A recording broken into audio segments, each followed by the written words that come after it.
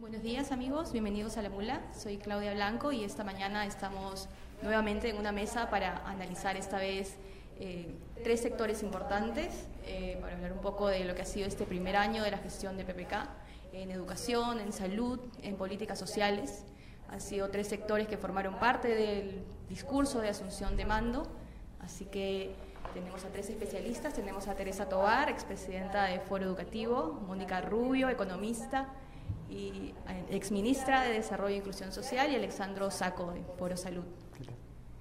Me gustaría empezar preguntándoles qué nos dejan estos primeros 12 meses de gestión, qué podemos decir de esa promesa de revolución social que hizo el presidente Kuczynski al inicio de su mandato. Teresa. Bueno, hay un poco las promesas que se hicieron en campaña, un poco hacia la ciudadanía, en educación, ¿no? Pero por otro lado está, digamos, las promesas que no se hicieron, pero que estaban en su plan de gobierno y estaban en la decisión de continuidad de la política anterior educativa. Creo que esta ha sido una decisión, no sé si una promesa, pero ha sido una decisión, ¿no? Desde el momento en que asume el PPK, lo primero que hace es decir, vamos a continuar con saber. Eso significa no solamente continuar con saber, sino con la lógica de la política educativa. Pero esto no fue lo que se comunicó a la ciudadanía, ¿no? A la ciudadanía se comunicaron básicamente 4 elementos, ¿no?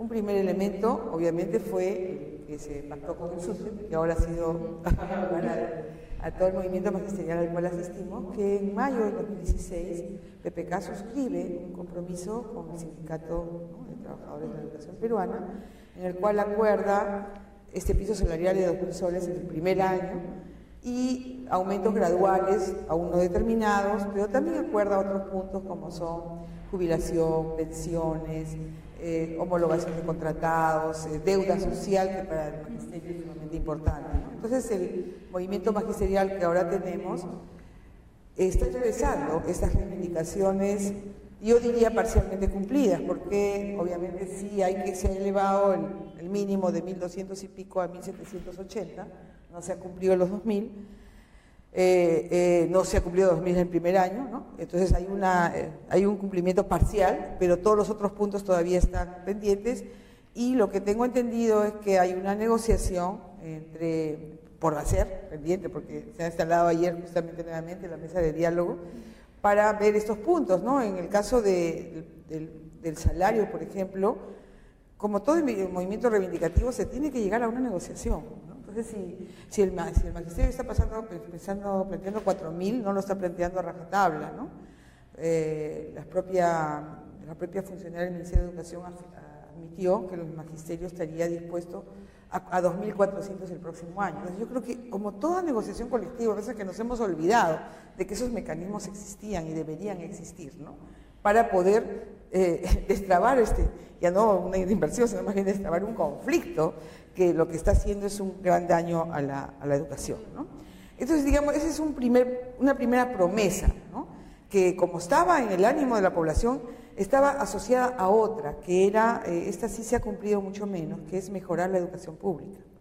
Esto es interesante porque, no sé, siempre hemos hecho la diferencia con salud, donde siempre ha habido algunos intentos de hacer privatización. En educación, la tradición por la educación pública es más fuerte. Sin embargo, sabemos que la dinámica de privatización silenciosa ha continuado, es decir, ahora tenemos en Lima el 50% de la matrícula privada, el 50% de los docentes privados, y a nivel nacional se calcula una tercera parte de privatización. Entonces, ¿y qué ha pasado con la educación pública? Que un poco como que ha sido abandonada, ¿no? Obviamente esto está asociado al incumplimiento de la otra promesa, que sería, digamos, elevar el presupuesto de educación hasta cumplir el acuerdo del 6% en 2021. Esa fue la promesa de campaña. Entonces, ahorita estamos en 3.8. Sí. Pero ahí, en el tema de la educación pública y privada, también tenemos otro problema, ¿no? Que la educación privada no está siendo lo suficientemente fiscalizada, porque no está siendo de calidad. Está comenzando a ser fiscalizada a nivel universitario, con la SUNEDU, pero a nivel de la básica, tú tienes pues escuelas de 50, 100, 150 soles de pésima calidad que son una estafa. Entonces, los sectores populares que, digamos, no reciben una educación privada pública de calidad está migrando hacia una educación privada también de baja calidad, ¿no? Entre Guatemala y Guatepeor, ¿no? Y esto obviamente es una herencia digamos, de la política más del diseño fujimorista, en el cual nos liberó la posibilidad de fundar una escuela tipo negocio chifa al paso, ¿no? En cualquier lugar, ¿no? Entonces, la promesa de una escuela pública de calidad está incumplida, solamente se ha cumplido para los 6.700 alumnos que estudian en los COAR, ¿no? 6.700 frente a 8 millones creo que es bastante una gota muy pequeña en el mar, ¿no? Entonces, en estos alumnos se está invirtiendo 5 o 6 veces más que en un alumno normal, tienen profesores de primera, los directores ganan muy bien, tienen hasta dieta, tienen todo, o sea, si tú sacas el COAR es como sacarte la lotería, porque realmente por eso los sectores populares están felices y quieren más COAR, pero en realidad deberíamos hacer, yo digo como en Finlandia, ¿no? Donde la media es para todos, pero la media es muy alta, ¿no? Entonces deberíamos, por lo menos en la educación pública, a que todos reciban lo mismo y mejor, y no solamente un poquitito, ¿no? Pero bueno, esto es creo que es una de las promesas frustradas. La del presupuesto es otra. En el año anterior al gobierno, con Saavedra se logró subir cerca de un punto, 0.9, de 3 puntos a 3.8, 3.9, y ahora se ha estancado en 3.8, hasta se dice que ha disminuido un poquito. Entonces estamos todavía muy lejos de la promesa presupuestal, ¿no? La otra cuestión que ha quedado bien en el aire es como el tema de Pepe Capos y las artes, ¿no? Que siempre con su flauta, la música, ¿no? Declaró el 28 de julio del año pasado una cosa bien interesante, y era que los niños deberían formarse en las artes, ¿no? Y que esta debía ser una prioridad junto con las ciencias y las humanidades. Cosa muy interesante en un país que está presa de la corrupción. Pero de esta promesa se ha quedado, pues creo, una flauta de PPK, no se ha hecho prácticamente nada. El único avance que registro es que se ha comenzado el año 2016 a medir los aprendizajes en ciudadanía, no solamente en matemática y lenguaje, sino ciudadanía, y solo en segundo y secundaria. Entonces el primer resultado es desastroso, solo 15% de los estudiantes de segundo secundaria logran aprendizajes en ciudadanía. Y bueno, la otra esperanza para mí, la que yo tenía, era que con el aumento de la jornada escolar completa, el aumento de la jornada para los alumnos de secundaria, digamos, las horas adicionales se destinaran en buena parte a esto, a las artes, a las ciencias y a las humanidades, cosa que no ha ocurrido, ¿no? O sea, ha ocurrido un mayor entrenamiento para lo tradicional, las matemáticas, ¿no? Para tener una mejor performance en las pruebas PISA, ¿no? El otro elemento donde sí se ha avanzado un poquito más, aunque se va muy lento, es el tema de las universidades, ¿no? Con la instauración de la SUNEDU, que ha causado muchas polémicas, se decidió por primera vez controlar la oferta privada a nivel universitario, pues por supuesto también garantizar la pública, ¿no? Entonces, sin embargo, tenemos 166 universidades y hasta el momento solo se han acreditado 17, ¿no? Entonces, esto avanza, pero a ritmo muy lento y todavía con fuerte resistencia por parte de los, ¿no? Y la otra cuestión que no se ha movido para nada es digamos, el formato escolar. Eso no se prometió cambiar, ¿no? Pero el formato escolar ya no da más. ¿Cómo vas a poner ciencia, arte, tecnología, etcétera, en una escuela del siglo XII, ¿no? O sea, que es un formato anquilosado, rígido, ¿no? Que no permite, ¿no? Y incluso a los maestros se les paga por estar físicamente en la clase. Digamos, si tú le exiges al maestro 30 horas, como ahora, podrías estas 30 horas estar con sus alumnos, pues no sé, en el parque, estudiando la ecología. No, ahora tiene que estar en la clase. O sea, el formato no permite ni siquiera trabajar el conjunto de los otros temas, ¿no? Entonces, bueno, en educación no ha sido un año excelente, creo, ¿no? Ha sido un año con algunas luces, sombras, etcétera, pero digamos el principal reto que ahora afronta, creo, es la huelga magisterial, ¿no? ¿Por qué? Porque creo que, digamos, la esperanza que uno tiene siempre es que la reforma educativa se haga de la mano con los actores sociales y no sea solo una obra tecnocrática. Lamentablemente, el signo de las reformas en el Perú, educativas, incluyendo la de Velasco, que tuvo una gran filosofía, fue, digamos, una distancia muy fuerte con los maestros, ¿no? Una incapacidad de dialogar con los maestros, ¿no? Y lógicamente, como además se lo ha precarizado hasta ¿no? El maestro también ha bajado su nivel, ¿no? Entonces lo único que plantea son reivindicaciones, algunas justas y razonables, pero no tiene todavía la capacidad de plantear en una agenda política, ¿no?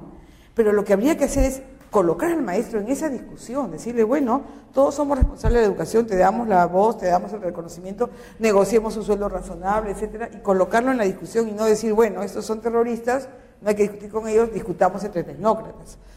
Esa es la opción, creo que es equívoca, ¿no? Ay, perdón, me olvidaba el otro tema, género. Ese sí ha sido importante, ¿no? La puerta ya con Vamos a darle ¿no? un espacio especial a género, ¿no? Creo que después, sí, ¿no? sí. Porque eso sí merece y cruza también, ¿no? Y cruza. Sí. Mónica, ¿cómo ves el escenario? Pues yo creo en el que tema vale de la políticas? pena un poquito recordar qué tipo de institución es el MIDIS. Todo el mundo entiende lo que es educación y lo que es salud, pero el MIDIS realmente es recientemente creado, ¿no? Entonces, el MIDIS es un sector que tiene dos aspectos, dos patas de tarea, digamos. Una de ellas es la más conocida, es un sector que ejecuta programas sociales. La otra, el otro aspecto del MIDIS, que es uno muy importante, es que por creación, por mandato, es un sector que debe coordinar la política social en lo que hace al desarrollo de la inclusión social, es decir, en lo que hace a la población más vulnerable. Dicho esto, yo creo que el sector ha tenido también luces y sombras, ¿no? Como en el caso de educación, y de repente las luces vienen por este lado, vienen por el lado de que el MIDIS ha sabido muy bien apropiarse, adueñarse de aquello que bien funcionaba. O sea, el MIDIS que se dejó fue un MIDIS con toda la advertencia de que obviamente es un sector nuevo y que hay mucho que trabajar, fue un sector muy fuerte, muy ágil, muy caracterizado por su solidez técnica. Entonces, dejó una base institucional y de políticas clarísima. Entonces, eso es una cosa que yo creo la actual gestión del MIDIS ha tomado pues buena cuenta de esto de aquí y se ha apropiado de dos temas que son centrales. Primero, los enfoques estratégicos, ¿no? La estrategia nacional, incluir para crecer, sigue siendo la estrategia, ¿no? Entonces, en términos de construcción de política de Estado, eso es muy importante. Otro tema es que los programas sociales y los fondos que habían, y ahorita paro un poquito ahí, se han mantenido casi tal cual. Entonces, un programa Juntos, un programa Cuna Más para el desarrollo infantil temprano, un programa como Pensión 65, un programa como Jaliwarma, un programa como Jacu Iñay, y dos fondos cuya tarea principal era promover esa articulación, que es un principal mandato del MIDIS, esos siguen operando como operaban.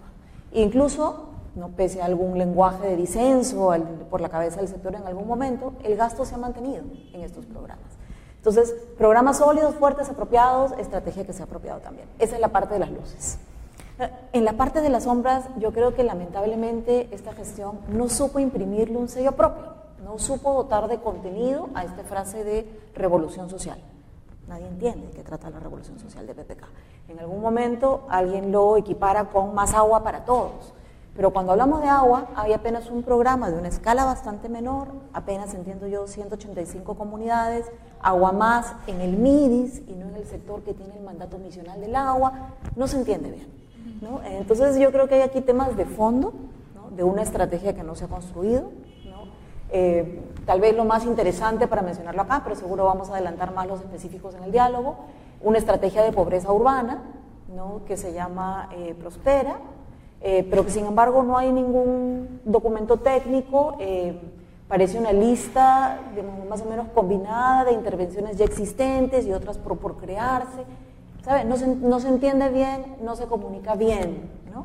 Ninguna de las innovaciones o ideas propias de esta gestión, creo yo, son de carácter estructurante, ¿no? Como sí lo pueden ser estos 5 megaprogramas que teníamos antes o estas grandes estrategias. Entonces, luz, sombra, yo no quisiera pues dejar como un mensaje de desesperanza. Creo que ha sido un año perdido, lamentablemente, ¿no? Pero de cara a lo que hay que hacer adelante, es claro lo que hay que hacer. Me quedaría ahí. Alessandra, ¿cómo evalúas tú los pasos que se han dado en el sector salud, ¿no? Más allá del tema de la huelga médica, ¿no? Que también junto con la huelga de maestros se convierte en un problema de momento, pero creo que no es el mayor de los problemas en ese sector. Sí, yo creo que la mejor manera de ver lo que ha pasado en el sector salud y lo que va a pasar es ponernos en el lugar de la persona que en este instante está buscando acceder a una atención en el sistema público de salud, básicamente. En el país hay casi 8.000 establecimientos públicos de salud. ¿Qué pasa cuando la señora, el joven, el adulto mayor, el trabajador va a buscar una atención de salud hoy en la actualidad? El acceso es bastante complicado. todavía hay una serie de requerimientos, de trámites, etcétera. Si bien hay algunas grandes estrategias que son de dominio, digamos, público, la vacunación, etcétera, pero la atención misma frente a la necesidad de salud es complicada. Hay una barrera de entrada, no hay agilidad para que la gente entre a su establecimiento, porque no tuvo el DNI, porque no hay sistema y el SIS no puede identificar en ese instante si es afiliado, una serie de cosas que deberían eliminarse. ¿Cómo? Con una idea que el propio plan de gobierno de PPK lo dice, o sea, el primer nivel de atención, ese nivel que está en todos los territorios y distritos del país, sean urbanos o rurales, debe ser abierto. Es decir, todos los peruanos y peruanas deben ingresar a su primer nivel sin ninguna otra condición, con una cartera de servicios básica, para que haya un ordenamiento, o sea, el establecimiento atienda a la población que está en su territorio. Eso lo digo para ir desmontando un poco la diferenciación estructural que tiene nuestro sistema de asegurados de salud, por el tema laboral de planilla, y asegurados al seguro integral de salud a través de esta idea de enfatizar la pobreza y la vulnerabilidad, que también ya ha sido superada, porque el SIS tiene casi 16 millones de peruanos afiliados. Entonces, ese es un punto, digamos, del día a día de la atención. ¿Las personas reciben un trato adecuado, completo a su necesidad, con medicamentos, etcétera? No. ¿Cómo mejoramos entonces también los procesos al interior de los establecimientos en su relación con las redes, con la derivación a los hospitales también y con la organización regional? Ese es otro aspecto, que es más que nada operativo y de gestión, que se puede abordar sin necesidad de cambios profundos. Pero los otros que hay que ir observando es, por ejemplo, uno que tiene relación con lo que está pasando en la huelga médica, ¿no? El tema del financiamiento y el presupuesto. O sea, nosotros tenemos un per cápita en el sector público de la salud en el país que está retrasado en relación con Latinoamérica, las cifras son claras, y en relación a la comparación inmediata, que es el tema del OCDE, porque el gobierno habla del OCDE, pues ahí estamos hablando de que el Perú tiene, quizá, en el mejor de los casos, 250, 300 dólares per cápita anuales en inversión pública en salud, y los países del OCDE están tranquilamente en 3.000 dólares anuales, o sea, casi una proporción de 10 a 1. Eso no lo vamos a cambiar, digamos, en 1, 2, 3 o 5 años, pero tenemos que ver la ruta de sostenibilidad financiera, de dónde van a salir los recursos, cuál es la progresividad de estos, y tiene que ser en una lógica de no retroceso. Y en el presupuesto que este gobierno ha asumido en el año 2017, a pesar de que ya lo tenía armado, digamos, pero hay un estancamiento. Un poquito se aumenta el presupuesto, quizás 200 millones de soles, 300 millones de soles, pero que es poco para la magnitud de un sector como el de la salud, ¿no es cierto? Entonces, esos son, creo, algunos aspectos centrales, ¿no? Y para comentar el asunto de la huelga médica que hoy día está enfrentando el sector, es cierto, los salarios en Perú en comparación a sus países vecinos están estancados. Ecuador, para no ir muy lejos, ¿no? Ecuador en 10 años, en los 10 años de Correa, cuadruplicó los sueldos de los trabajadores de salud, cuadruplicó. Tuvo una inversión en infraestructura y equipamiento de 16.000 millones de dólares en 10 años. El Perú en el mismo periodo debe haber llegado a la cuarta parte, y Ecuador tiene la mitad de la población del Perú, ¿no? Entonces hay asuntos de voluntad política y de entendimiento. Me parece a mí que el gobierno de PPK, Zavala y la propia ministra de Salud, Patricia García, me parece que Patricia García recién en un año de gestión está comenzando a entender toda esta dinámica que ella no traía, porque ella venía de un aspecto más de investigación, etcétera, que se le reconoce. Pero en el tema de la gestión del día a día del sistema de salud, la cosa es más, digamos, compleja. Entonces recién lo está entendiendo. Y las reivindicaciones salariales en salud son distintas a educación, porque en educación tenemos una profesión, en salud tenemos 13 profesiones. Entonces, si tú aumentas el sueldo a una profesión, los demás, con lógica y razón, van a exigir. Entonces, ¿cómo tenemos un horizonte para ser sinceros con los trabajadores de salud, reconociendo que deben ganar más, pero también reconociendo que no solo es un problema médico, es un problema médicos, enfermeras, obstetras, químicos, odontólogos, trabajadoras sociales, técnicos, en fin, 250.000 trabajadores de salud en el país. Y la brecha, por ejemplo, de personal de salud, 16.000 médicos, 70.000 profesionales de la salud. ¿cómo vamos a cerrar esa brecha? El sector privado de formación no la puede cerrar. Tiene que haber un impulso de formación pública, regional, con características específicas para que los nuevos profesionales de la salud se queden en sus territorios. Es el reto demasiado grande como para dejarlo de lado, que es mi opinión, que en este año el gobierno lo ha hecho, ¿no? O sea, no ha habido una prioridad, a pesar de que el discurso PPK tuvo cosas interesantes, pero eso no se ha traducido en una adecuada gestión del Ministerio de Salud. Y eso es muy importante, ¿no? Porque más allá del discurso se nota por las cifras que ninguno de los tres sectores que estamos discutiendo hoy es una prioridad. Entonces, en tanto se mantenga así, hay algunas decisiones en salud, por ejemplo, como el decreto legislativo 1346, si no me equivoco en el número, del CIS. Es, sobre el CIS, claro, que crea dudas sobre esa aspiración de crear un derecho al acceso a la salud, un derecho universal, ¿no? Entonces, el debate sobre el CIS se retrocedió a partir de, claro, o sea, ya estábamos en 16 millones de personas y lo que tendría que discutir es cómo hacemos que esas 16 millones de personas, ¿no?, mantengan su condición de asegurados al CIS, cómo fortalecemos el CIS, cómo le hacemos un seguro público realmente, con un fondo dedicado a la salud y sobre todo con una mejor relación con los hospitales y regiones, porque ha habido un problema últimamente, ¿no? Entonces el CIS tiene que sentarse, entre comillas, a negociar tarifas con los hospitales. Eso no va a funcionar, porque entonces se van a pelear por un sol más, un sol menos. O sea, lo que tiene que haber es una lógica de CIS como seguro y el hospital y el CIS se ponen de acuerdo para beneficiar a la persona que en este instante requiere una atención. Y ahí, si me permites un poquito. Sí, claro.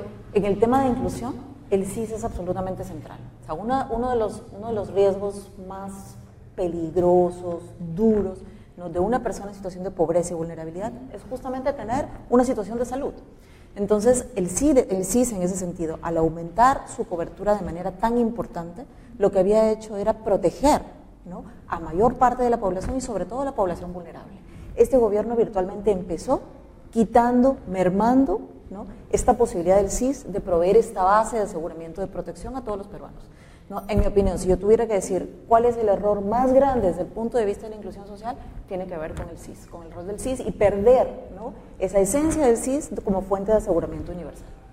Pero quienes defienden esta reforma legislativa dicen que, por ejemplo, en el caso de la protección a la infancia, por ejemplo, y a la madre gestante, eso no queda desprotegido y que finalmente las poblaciones vulnerables siguen estando, digamos, dentro de ese marco, que el decreto legislativo no lo saca necesariamente de eso. Claro, lo que ha pasado es que se ha determinado una reevaluación.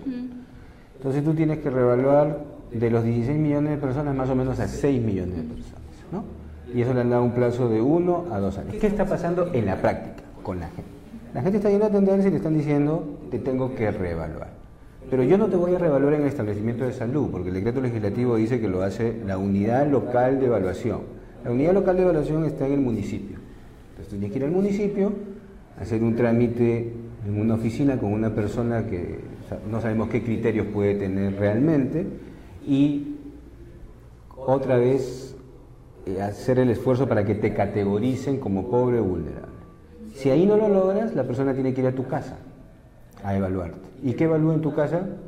No sé, pisos, calidad de vida, entonces eso ya no debería haber sucedido. Eso es un retroceso.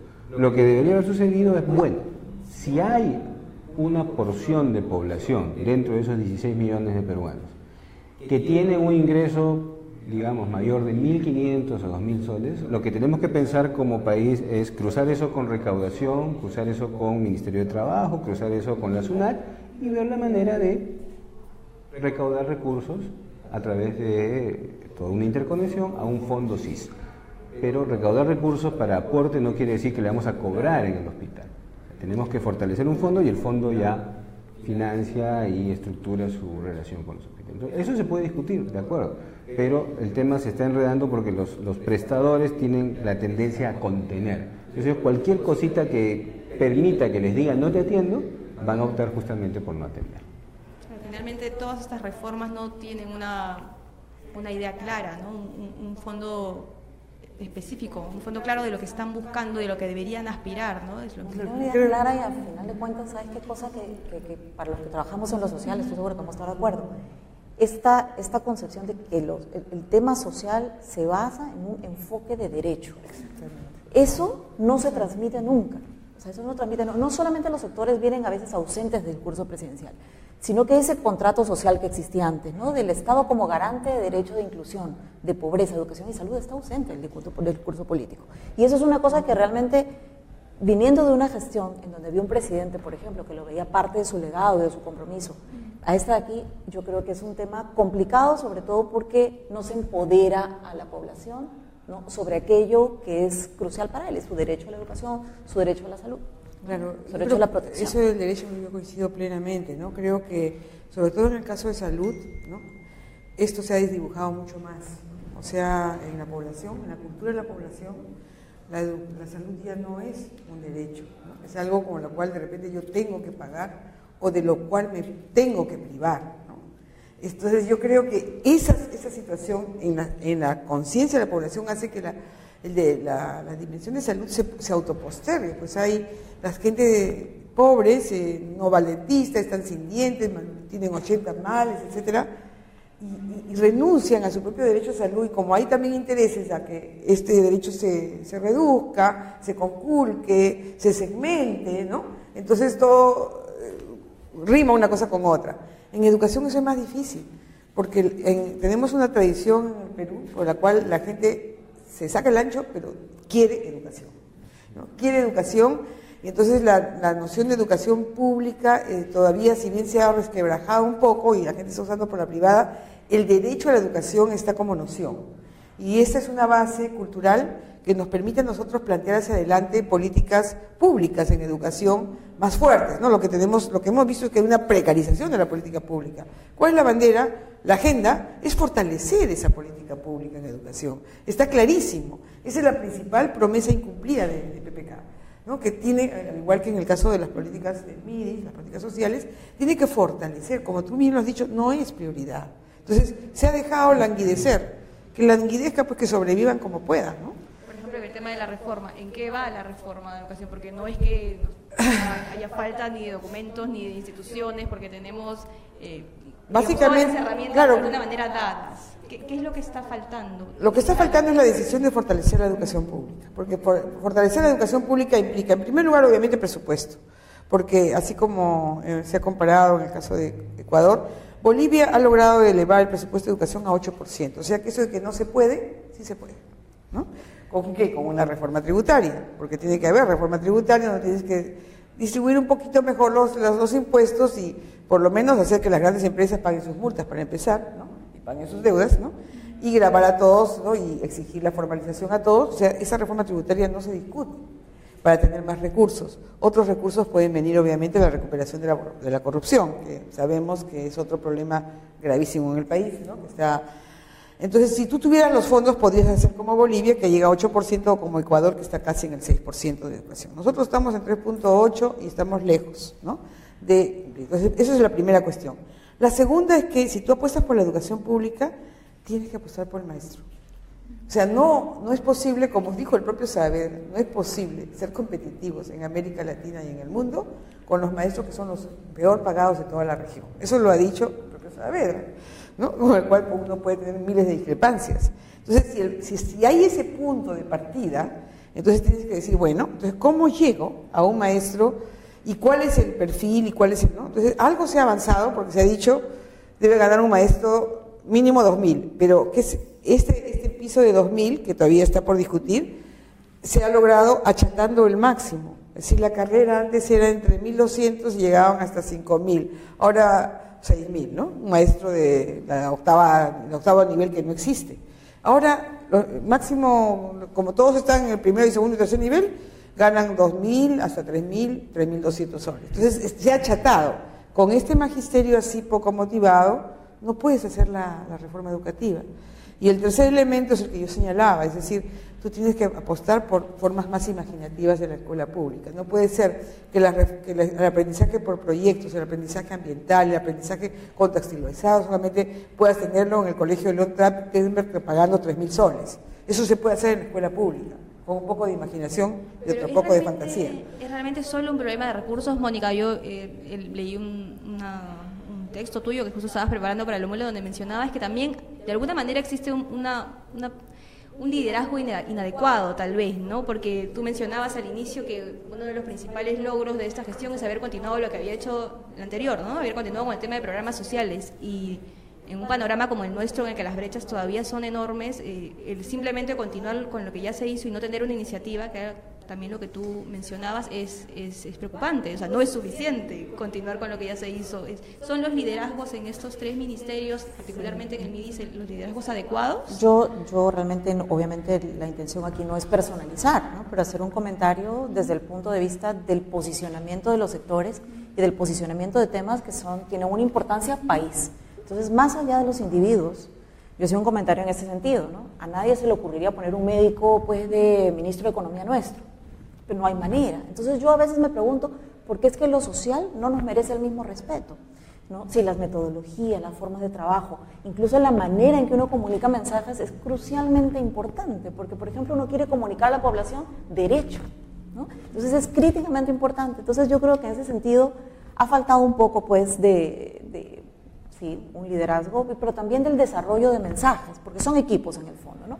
Desarrollo de mensajes, y en el proceso lo que ha habido es sectores que van para atrás, porque yo creo que ha habido un retroceso en la agenda de inclusión, omisiones en momentos que han sido críticos, y doy uno, por ejemplo, el tema del fenómeno del niño y la reconstrucción, ¿no? Es impensable que el MIDIS no haya tenido un rol de liderazgo en ese momento, ¿no? Es un fenómeno que realmente ha tocado la vida de miles de peruanos, que nosotros sabemos que va a aumentar la pobreza, y que ese sector, ¿no?, que habla por esa población, nos haya puesto por delante. Hoy por hoy, ¿qué tenemos, no? En ese momento, un grupo de técnicos, por ejemplo, ¿no? Mencionábamos de que la respuesta técnica a esta situación, entre otras cosas, era, por ejemplo, la medida de la transferencia, que se hace en otras partes, que es una medida técnica. El miedo a la transferencia, que a veces yo creo que es más ideológico y hoy por hoy es completamente antitécnico, hace que pasen meses sin respuesta, ¿no?, a este fenómeno que ha tocado la vida de personas. Y que luego se ha llegado a lo mismo, pero por otra vía, ¿no? Por la vía de paquete de reactivación. Y yo me río mucho, pues de lado a lado de los roadshows de proinversión, ¿no? Entonces, ¿qué sucede al final? La gente no se entera de que es un derecho del ciudadano a ser protegido por su estado en un momento de un desastre natural. Y el sector no asume su propio rol de posicionamiento, ¿no? Ausente el sector, ausente el discurso, es una lástima. Y como eso hay otros temas más, creo yo, ¿no? Entonces yo creo que por estos sectores, por estos temas, porque al final yo creo que lo importante es darnos cuenta de lo siguiente.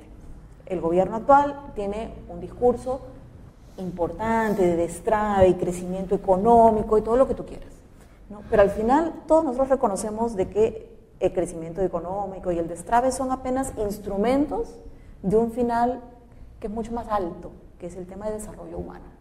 Creo que en la medida en que nosotros no tenemos un presidente que nos habla en esos términos del ideal último, ¿no?, es difícil convocar, es difícil inspirar, ¿no? Entonces, pues yo creo que ojalá que a partir del 28 tengamos otro tipo de discurso, otro tipo de liderazgos, y que empiecen a retomar realmente estos temas que son de fondo, ¿no? Que se empiece a colocar en el foco al ciudadano. Exactamente, que es lo que exactamente. Con respecto a los liderazgos, no sé qué les parece a ustedes, cómo lo están haciendo las ministras. Bueno, para poner una luz en este panorama, digamos, un aspecto interesante de la ministra Martens ha sido el tema género, ¿no?, para retomar ese tema que estaba pendiente de tratar, ¿no? Ante una ofensiva fuertemente reaccionaria, ¿no?, y retardataria en materia de igualdad de género, la verdad es que muchos nos hemos sorprendido porque nosotros, como muchas cosas se ceden al fujimorismo y a las presiones de derecha, etc. Entonces decimos, de repente acá también se va a ceder, pero no, ahí el ministerio se paró fuerte, ¿no? Creo que esto es interesante porque en una sociedad que, digamos, está luchando por fortalecer o mantener la institucionalidad democrática en medio de tanta debacle, la ciudadanía como elemento de igualación de todas las personas al margen de cualquier diferencia de raza, género, etcétera, es fundamental, ¿no? Y la educación, obviamente, que es la que forma, es uno de los elementos que forma su ciudadanía, al igual que la familia, la calle, etcétera, ¿no? Entonces, creo que sí, esto ha sido muy importante. Ojalá que esto se mantenga y que además no sea, digamos, contradictorio con ese rumor que se ha estado corriendo, no sea cierto, eso de que van a disolver el Ministerio de la Mujer, ¿no? Porque obviamente si fuera así, con una mano estaríamos borrando lo que con la otra firmamos. O sea, firmamos igualdad de género acá y borramos el Ministerio de la Mujer, que ha sido justamente una de las conquistas más importantes para conseguir la igualdad de la mujer, porque la mujer no es familia. La igualdad de la mujer implica oportunidades políticas, salarios, implica violencia, etcétera, ¿no? Y todo esto lo había tomado el Ministerio de la Mujer en sus distintas gestiones, con varias ministras, algunas muy buenas que hemos tenido, ¿no? Y se había ido posicionando, al igual que todos estos ministerios sociales, poco a poco, ¿no? En esto. Y además, una cosa muy importante, el Ministerio de la Mujer tiene la rectoría del tema de género en todo el país. Es decir, si la educación quiere hacer algo de género, tiene que hacerlo en función de la rectoría que ejerce el Ministerio de la Mujer. Si tú disolvieras ese ministerio, ¿quién tendría la rectoría de género? O sea, prácticamente se disuelve. La mujer desaparece en el ámbito de la familia, ¿no? Entonces creo que ojalá que esto no sea cierto. De hecho, creo que no lo van a anunciar mañana, pero ojalá que no lo anuncien después en octubre, noviembre, diciembre, porque sería una concesión, digamos, a los sectores retardatarios. Creo que ese es otro campo de batalla, ¿no? Y creo que esta es la encrucijada de PPK, ¿no? Actual, ¿no? Del gobierno. Es decir, que va con todo el análisis más político, ¿no? Si se para fuerte frente a la estocada reaccionaria, o va concediendo, ¿no? Y en este punto, por ejemplo, espero que no conceda. ¿A ti, Mónica, te parece que es inviable en cualquier caso esta posibilidad de fusión? Yo creo que es inviable como se ha planteado, ¿no? Como una reforma administrativa, eso no tiene ningún sentido, ¿no?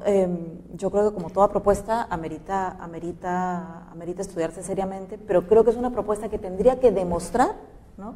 Que, ¿no?, la agenda de la igualdad de género acaba mejor después de la reforma, si algo, ¿no? Y lo mismo, y esto es un tema muy sensible, ¿no? Porque una parte del ministerio es obviamente el tema de mujer, y el otro tema es el tema de poblaciones vulnerables. Y son las poblaciones más vulnerables de este país, son aquellas poblaciones que incluso en algunos casos están en situaciones de violación de derechos. Entonces ese ministerio es el llamado a restituir sus derechos. Entonces, una reforma de estas anunciada ligeramente, que parece que tiene ¿sabes?, huele más a eficiencia administrativa, ¿no? Que a agendas reales, pues yo creo que no sería sabio. Yo espero que una cosa así no huele, ¿no? Pero esperemos. En relación al liderazgo, la gestión actual en realidad no ha puesto un tema bandera, ¿no? Se le, digamos, identificado 5 ejes, medios difusos en realidad, ¿no? Pero no hay un hilo conductor que permita decir, tenemos un Ministerio de Salud que nos está conduciendo hacia que lo compartamos o no, de acuerdo, pero que veamos una ruta para también generar la discusión. No hay. Entonces, ¿qué es lo que tendría que esperarse de mañana, ¿no? Que haya, mira, el Ministerio de Economía ha creado una comisión de protección social. Esta comisión ya hizo su informe, en el cual incluye el tema laboral pensionario y el tema de salud. El informe todavía no está público, pero ya han trascendido algunas propuestas que se estarían haciendo, ¿no? Que si son lo que se está comentando es cierto, se está planteando una, digamos, integración progresiva del aparato prestador público, MINSA de salud, se está planteando un reordenamiento de los aportes, tanto para el salud como para el SIS, y lo que se cubriría de manera garantizada. ¿Ya? ¿De acuerdo? Entonces, ese va a ser el eje de discusión. Bueno, veremos qué dice mañana el presidente de la República y si eso va a permitirse generar una corriente desde el Ministerio de Salud. En el tema, digamos, político-estructural. Pero en el tema de capacidades de lo que puede hacer el Ministerio de Salud, en el uso de los recursos que ahora tiene, creo que se podrían abordar algunos aspectos claves. Por ejemplo, ¿cómo funciona un establecimiento de salud? ¿Cómo funciona un hospital? ¿Cómo se gestiona un hospital? ¿No? Bastante desordenadamente. O sea, no hay una forma homogénea de gestionar un servicio de salud en el país. Tienes más de 200 unidades ejecutoras. Estas unidades ejecutoras, por ejemplo, en el caso de los medicamentos, el Estado central te compra un poco más de la mitad de los medicamentos a través de compras corporativas. Pero la otra mitad, que son más de 1.000 millones de soles, lo tiene que comprar 180 unidades ejecutoras, insumos y medicamentos. ¿No te imaginas lo que es eso? Es una suerte de corrupción terrible, ¿no? Millones de millones en unidades ejecutoras pequeñitas, hospitales que son unidades ejecutoras. Entonces, ¿cómo vas centrando, aglutinando cosas que se pueden hacer de manera no tan compleja? ¿Cómo haces que un médico que tiene 12 minutos de promedio de atención de cita, o sea, el promedio es 12 minutos en el MINSA y 10 en el Salud, ¿cómo hace que ese médico del MINSA no tenga que dedicar la mitad a llenar un formulario que se llama FUA, ¿no? Y que las enfermeras y obstetras y todo el personal administrativo no dedique, en el mejor de los casos, la tercera parte o más de su tiempo al tema del llenado de fichas, etcétera? O sea, si hay una capacidad, si ordenamos procesos, si digitalizamos, si ponemos internet en los establecimientos del país, sobre todo en la ciudad, en lo urbano, de generar espacios para dar más atención a la gente, ¿no? Claro, pero eso va más allá de las personas. Mi pregunta iba más a los temas de manejo de crisis, por ejemplo, si Patricia García ha tenido un manejo acertado, por ejemplo, en el tema de la huelga médica, en el diálogo con el manejo, la primera crisis que se dio fue la del CIS. O el tema del CIS. También cómo manejó el tema de la crisis en el norte, ¿no? En el tema del CIS fue un mal manejo porque la ministra y el anterior jefe del CIS se pusieron en la lógica de más o menos decir que el CIS era un lugar donde todo era corrupto, ¿no? Obviamente habían problemas, pero se generó la imagen de que todo era un robo y eso no es así. Si bien ha habido aprovechamientos, pero no, eso, la plata llega y se atiende a gente, ¿no? Se atiende cáncer, se atiende hemodiálisis, se atiende una serie de cuestiones, en fin, millones de cosas que se van atendiendo. En el manejo de la crisis del niño, bueno, el tema del dengue en el norte, si bien es una cuestión que, digamos, está más allá de la capacidad, ¿no? Pero tampoco había un mensaje, por lo menos. Lo que pasa es que la ministra ha optado por ella estar un poco fuera del sector y responsabilizar de las cosas a las estructuras intermedias, ¿no? Lo cual genera cierta distancia también, ¿no? Y otros dos momentos, ¿no? El tema de la ley de alimentación saludable, ¿no? Lamentablemente pues no se respetaron los parámetros que se establecía la propia ley, ¿no? Y se ha generado un techo que permite que tengamos en un plazo de como 4 años de aplicación, ¿no? Todavía los alimentos van a seguir comercializándose sin ninguna imagen de su señalamiento. Sí, sin duda, ahí la intervención ha sido mucho más tibia de lo que se podría aspirar. Ha sido adecuado, realmente preocupado. No ha habido una posición de defensa de la salud. Mónica, tú mencionabas hace un momento al inicio el tema de los programas urbanos, de la eficiencia o no de estos y de cómo se termina entendiendo un poco el Ministerio de Inclusión Social como de la creación de programas para pobres y que eso no es su función. Pues hay dos cosas, ¿no? Y la verdad con la advertencia de que hoy conseguir información del MIDIS es muy difícil y eso es muy triste porque era un sector antes conocido por su gestión del conocimiento. Entonces, hasta donde uno puede alcanzar, ¿no? Hoy por hoy existe una estrategia urbana, pero no se sabe de presupuesto, no se sabe de acciones completas, no se sabe de cómo se va a desplegar en el tiempo. Entonces es difícil saber qué hay. Sí me parece muy adecuado el foco en pobreza urbana, que es una población altamente desprotegida, cada vez más hay población, pues pobres urbanos, en números son muy importantes, entonces ese énfasis sí me parece el correcto. ¿Qué hay en concreto? No lo sé. En términos de programas nuevos creados, de hecho me parece que los únicos 2 programas nuevos creados son rurales. Uno de ellos se llama Agua Más y el otro se llama Abrigo Mío, ¿no? Ambos recogen necesidades muy sentidas desde el punto de vista de la inclusión. Todos sabemos que hay un tema de agua real en nuestras comunidades y sabemos que el friaje, ¿no? Siempre ha sido un tema crítico para población altamente vulnerable. Entonces, lo que entiendo se está haciendo ahora es a través de FONCODE, los núcleos ejecutores, ¿no? Se lleva pues agua y abrigo a las comunidades. Es complejo, sin embargo, cuando uno, antes de darle la responsabilidad al sector misional, es decir, ¿no? al sector que ve agua y saneamiento, o vivienda en el caso de Abrigo Mío, empieza a generar esos programas a la interna del MIDIS, porque uno lo que empieza haciendo entonces es crear programas para pobres. Y el CIS acaba viéndose en lugar de una herramienta de aseguramiento universal como un programa para pobre, como Abrigo Mío, que es la casa para pobre, o Agua Más, que es el agua para pobre. Y eso no asegura sostenibilidad desde el punto de vista institucional, ni empieza a tratar a la población vulnerable como ciudadanos que tienen que ser atendidos por el sector misional. Entonces, eso es muy complejo. Yo creo que el mensaje es, hay que revisar estos temas. FONCODES es una herramienta importantísima, ¿no? FONCODES era un sector tradicionalmente pues dedicado al tema de llevar infraestructura a municipios lejanos. Pero ese tema del modelo de provisión de servicios a población vulnerable tiene que revisarse con cuidado. Yo creo que es parte de la agenda pendiente, ¿no?, de la actual ministra en su segundo año o de la nueva ministra, si es que hay una nueva ministra, ¿no? Al parecer cambian, ¿no? Esta tarde van a anunciar. Al parecer cambian y ojalá sea una persona, digamos, que domine los temas del sector, ¿no? Es mi aspiración. Y el otro tema de un programa, por ejemplo, también de carácter sobre todo urbano, y que yo creo que es muy complicado lo que está pasando ahora, es el tema de Cunamás, ¿no? En el tema, uno de los temas complejos y que realmente no se llegó en el gobierno anterior a donde quería llevarse es el tema de anemia. Entonces, hoy por hoy, Cunamás está pidiendo de los niños que van a entrar, que entran al servicio, que lleven el resultado del tamizaje. Y si tienen anemia, tienen que llevarlo al mes 3, al mes 6 y al año. Y si no, se les retira del servicio. Y yo digo, ¿cómo es posible? Es inaudito para mí que desde el MIDIS y de un programa como Cunamás no se entienda lo que es la garantía del derecho del niño. Hay un derecho superior ahí. No se puede retirar a un niño que probablemente es el más vulnerable y el que más necesita el servicio, ¿no? Entonces, en términos de programas, como decía, no, la mayor parte se ha mantenido y eso es bueno, ¿no? Pero estos matices de originalidad no van en el sentido correcto. ¿Qué tanto se han bajado las cifras de anemia? Porque finalmente eso también tiene su origen en el tema del saneamiento, ¿no? Porque el hecho de las diarreas constantes de los niños son los que generan finalmente que ellos estén vulnerables en su salud, y eso al final una anemia persistente deviene en que no puedan aprender bien en el colegio. O sea, todo tiene una raíz.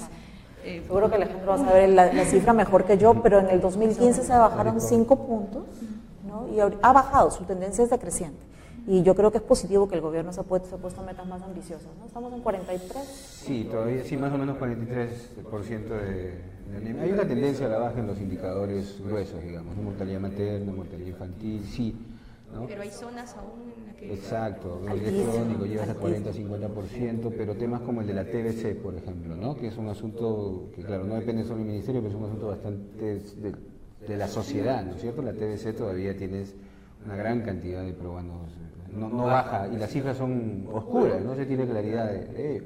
El cáncer en el país, el cáncer está presentándose más de 30.000 casos anuales de cáncer, ¿no? Entonces ahí vas al otro lado, no solamente a la atención hospitalaria, ya cuando la enfermedad se ha producido, sino qué hemos hecho por un sistema que sea promotor de la promoción de la salud, de estilos de vida saludables, ¿no? Y de la prevención. Y para que tú tengas un sistema que acentúa la prevención, tienes que organizar esto en territorio. Insisto en lo que decía al inicio. El establecimiento de salud, y esto no es invención del Perú, o sea, en Cuba, en España, en Suecia, en Inglaterra, con todos los matices políticos e ideológicos, el secreto es territorio, establecimiento, equipo de salud. Médico, enfermero, obstetra y técnico, ellos son responsables de 1.000 personas. Pero estas 1.000 personas, este equipo sabe sus nombres, o sea, sabe a quién atiende y sabe cómo le hace el seguimiento. Y sale de la casa para ir y tocarles la puerta y ver cómo están sus condiciones de salud. Y a los médicos y al equipo de salud se le incentiva, no para que llegue la atención al hospital, sino para que estas personas mantengan adecuada salud en sus hogares. Esa es la forma de incentivar y voltear la lógica del sistema de salud. Como te digo, Cuba, Inglaterra, España, donde tú quieras, es de esa manera. Acá todavía pensamos que tenemos que fortalecer el gran hospital, que obviamente tiene que darse, tiene que haber buena infraestructura, tiene que haber hospital, pero este primer nivel tiene que tener un centro de salud, o como le llaman unos policlínicos, con alguna capacidad resolutiva y de apoyo al diagnóstico. Porque si no, la gente va a un establecimiento de salud y si no tienes tu rayo X, si no tienes tu medición de sangre, entonces es lo mismo que nada. Eso es lo que se tiene que voltear, ir hacia la base del sistema. Hay un vínculo, ¿no?, entre los mapas, el mapa de salud, mapa de nutrición, mapa de pobreza, con mapa de rendimiento educativo, ¿no? O sea, a la cabeza está Moquegua, Arequipa, que son los que tienen menos desnutrición, y no sé si menos anemia, ¿no? Probablemente. A la cola está Huancavelica y otros que son los que tienen más desnutrición y más anemia. Entonces creo que ahí otra vez nos juntamos, ¿no?, en los sectores sociales para decir, nosotros no solamente queremos que se bajen los promedios de pobreza, los promedios de anemia, los promedios, ¿no? Queremos digamos, no solamente un enfoque territorial, sino un enfoque de redistribución y de fortalecimiento de la descentralización, que en nuestro país el que descentralizar es un buen descentralizador será, porque no se logra descentralizar nada, ¿no? Entonces el 30% sigue estando todo en Lima, ¿no? Entonces creo que ese problema del cierre de brechas, hablar no solo de pobreza, sino de desigualdad, simultáneamente, hablar no solo de rendimiento estudiantil, sino de brecha urbano-rural, ¿no? Es fundamental para, digamos, unificar esta discusión entre los sectores sociales. Yo quisiera hacer terminando, porque fuera sí, ya sé que se acabó el tiempo. una exigencia al gobierno y al Ministerio de Salud. La legalización del uso del cannabis medicinal. No, de vida ya se pronunció a favor. Es cuestión de vida. ¿Ya? El presidente, el ministro del Interior, cuando hubo una crisis política, salió cannabis medicinal, ¿no? Ya. La ministra de Salud ya tiene un informe de una comisión dentro del Ministerio de Salud que apruebe el uso del cannabis medicinal. Hay miles de niños en este país que están sufriendo dolores y convulsiones, y hasta Pedro Suárez, que Vértiz que ha salido en un reportaje. No puede ser que en un país como el nuestro estemos en un debate de hace 500 años negándole a la gente un alivio a unos males tan duros, un derecho a vivir mejor de lo que están haciendo. Cannabis medicinal, no solo importación, sino también el autocultivo, porque las mamás saben hacerlo mucho mejor que las fábricas y que cuesta mucho más. Bueno, muchísimas gracias. No sé si quieren algún comentario final, alguna voz de optimismo respecto a lo que se viene. ¿Son optimistas respecto a lo que podemos esperar en este nuevo año, respecto al discurso de mañana? Bueno, siempre uno nunca, el optimismo es lo último que se pierde, ¿no? Ojalá que por lo menos sea firme en determinados temas, ¿no? De democratización del país, en términos más políticos, porque si se afirma la ciudadanía, se afirma la democracia fuertemente, la posibilidad de afirmar los temas sociales es mayor, ¿no? Por lo menos en eso, creo que ahí hay una encrucijada fuerte, ¿no? El gobierno lamentablemente está muy acogotado por toda la mayoría congresal que es de oposición, y esto, digamos, está restando su posibilidad de manejo en todos estos temas, ¿no?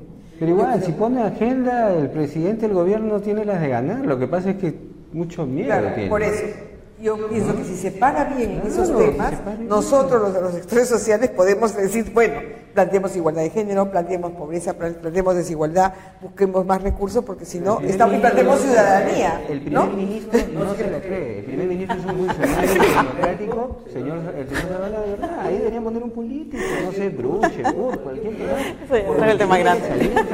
Claro, estamos en un momento político. Buena gente, pero sí. Pues por mi parte, yo soy técnica, entonces cuando tú dices que gobierno tecnocrático, yo me siento hasta ofendido un poquito.